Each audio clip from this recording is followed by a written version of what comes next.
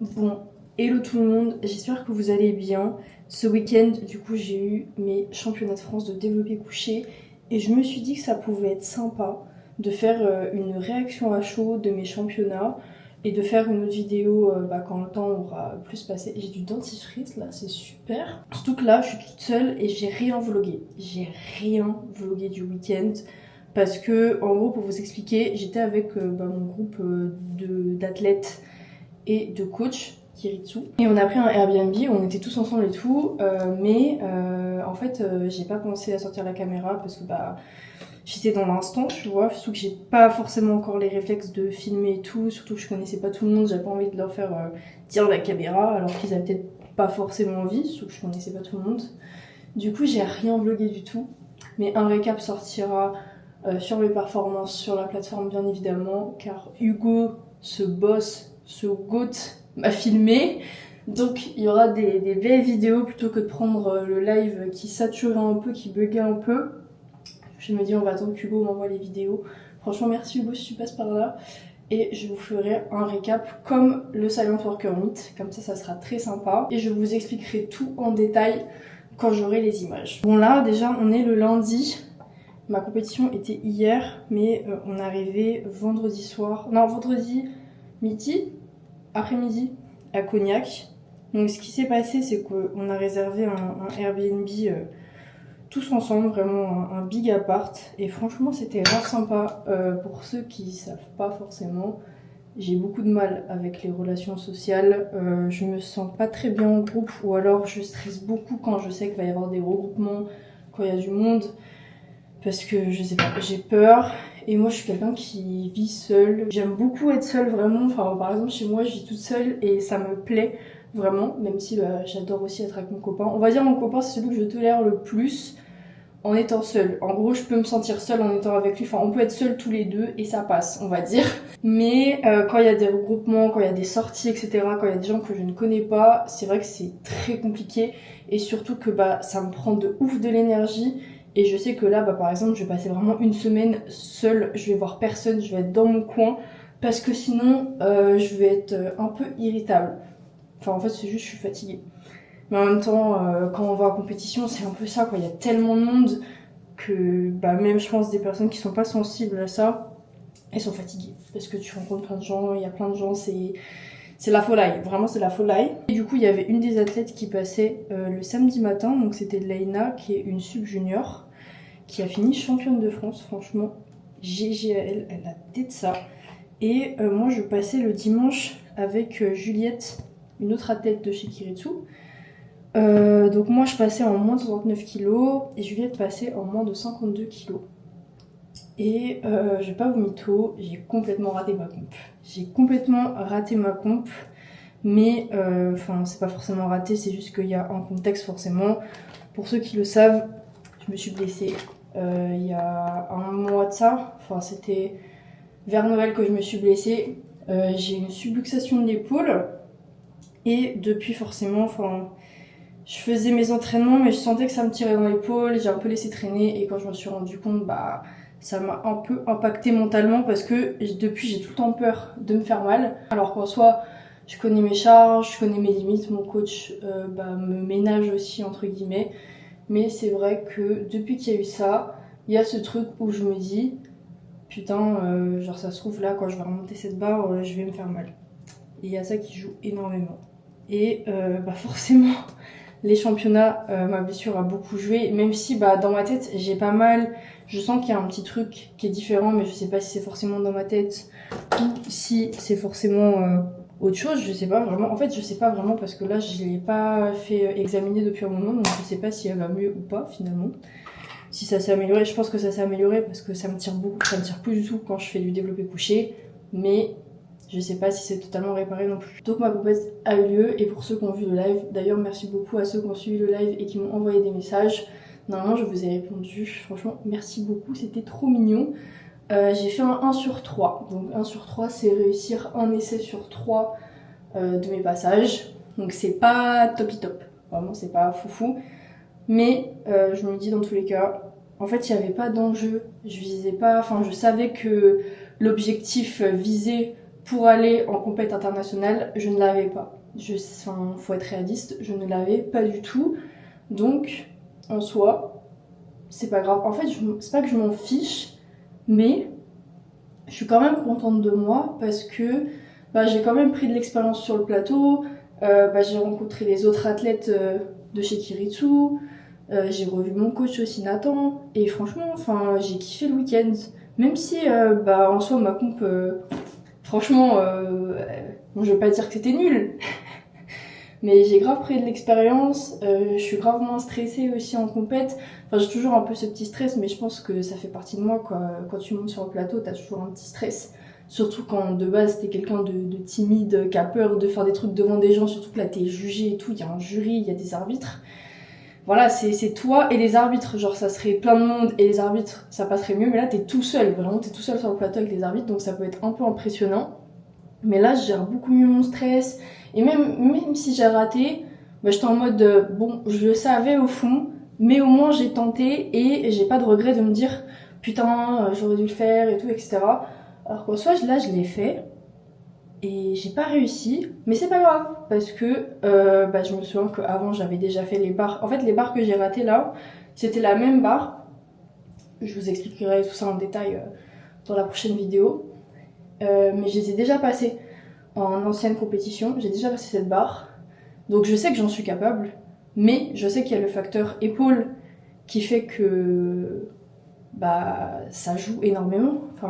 Même si j'ai pas mal, même si haha ça va, je pense qu'aussi il faut peut-être pas se mentir à soi-même et se dire que on a perdu des performances à cause de ça. Mais bon, je repars pas non plus sans rien parce que franchement, même si mon passage en compétition il a duré que 30 minutes parce que le développé couché ça va très très vite vu que c'est qu'un mouvement et c'est un mouvement assez rapide, en fait c'était trop bien de remonter sur le plateau.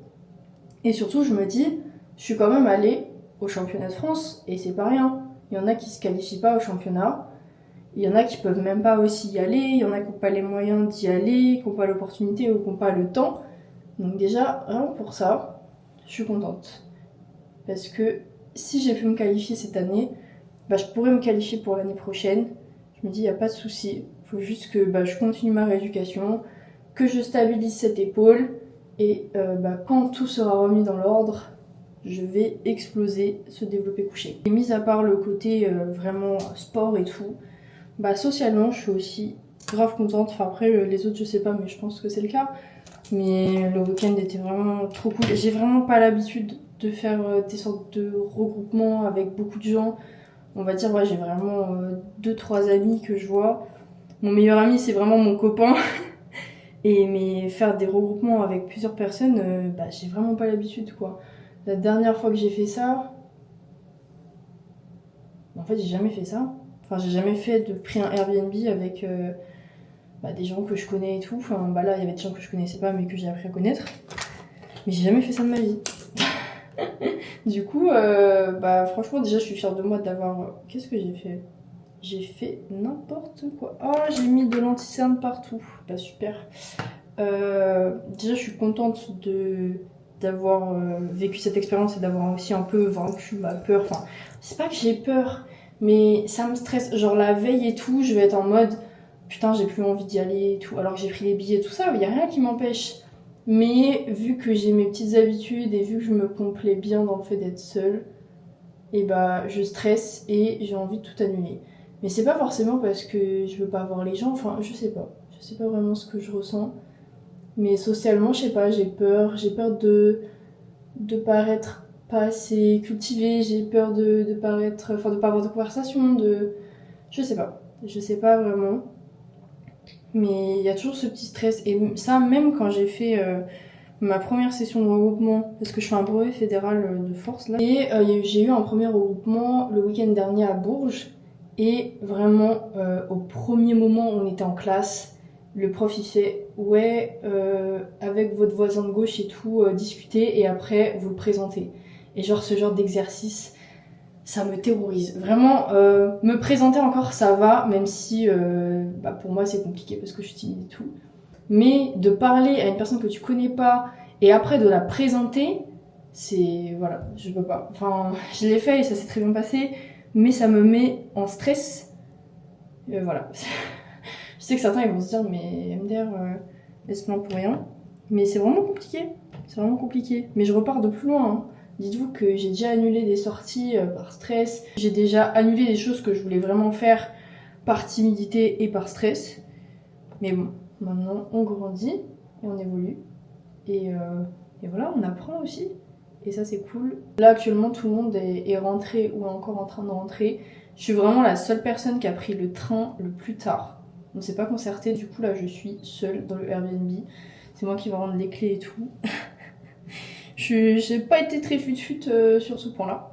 Mais bon, c'est pas grave. De toute façon, j'ai pas beaucoup de temps de train. J'ai 2-3 heures de train. Donc franchement, ça va. Ça va. Je vais pouvoir me reposer un peu. Mais voilà, quand même, très belle comp. Merci aux deux Nathan. Parce que les deux coachs de Kirisu s'appellent Nathan, MDR.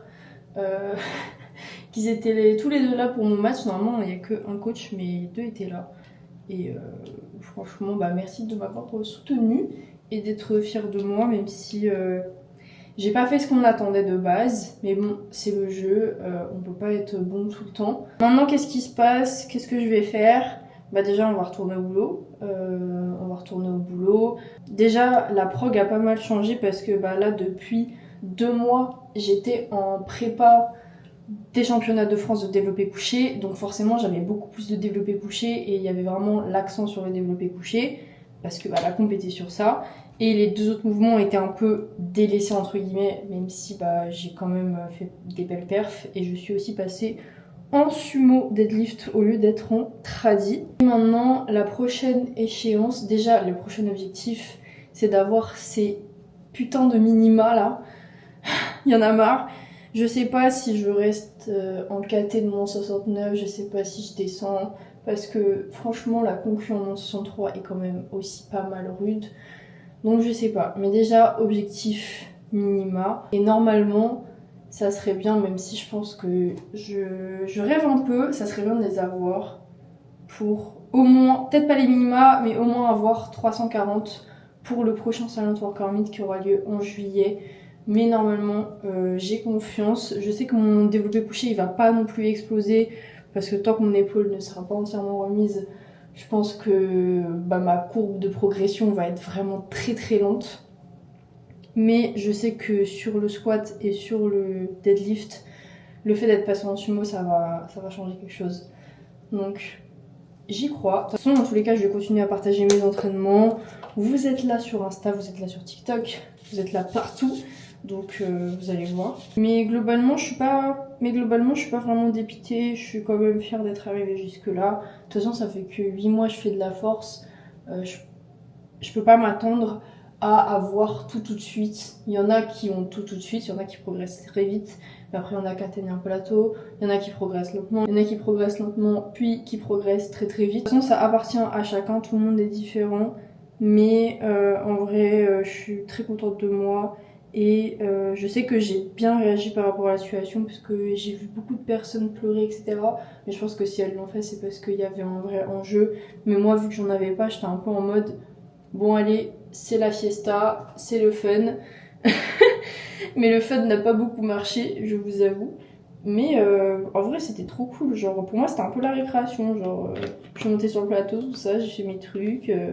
Et après, je suis partie. Même si j'ai pas fait un truc de fou. De toute façon, demain, 6h à la salle, comme d'habitude. Pas aujourd'hui, même si on est lundi. Parce que il n'y a pas vraiment de salle ici. Et j'ai pas mon matériel, j'ai pas mes chaussures de squat, j'ai rien du tout. Vu que j'ai juste pris de quoi faire la compétition hier. Donc on va rentrer à la maison tranquillement, rentrer chez moi, là retrouver mon petit appartement. Et reprendre les entraînements et la diète et tout, parce que forcément quand on se déplace, on n'a pas la même diète que chez soi, parce que surtout quand on est en groupe, vu que tout le monde mange différemment. Mais j'ai trop hâte, franchement j'ai trop hâte de retourner. Mais j'ai trop hâte franchement, et j'ai trop hâte de retourner à l'entraînement, de reprendre le squat, de reprendre le deadlift, parce qu'en plus là j'ai vraiment fait 2 jours, allez 3 jours de repos si on compte la compétition, parce qu'il y avait qu'un mouvement, de rien du tout genre. Parce que c'était la compète, du coup je pouvais rien faire, je suis juste allée marcher. Et là j'ai envie de J'ai envie de faire du squat là, j'ai envie de soulever là.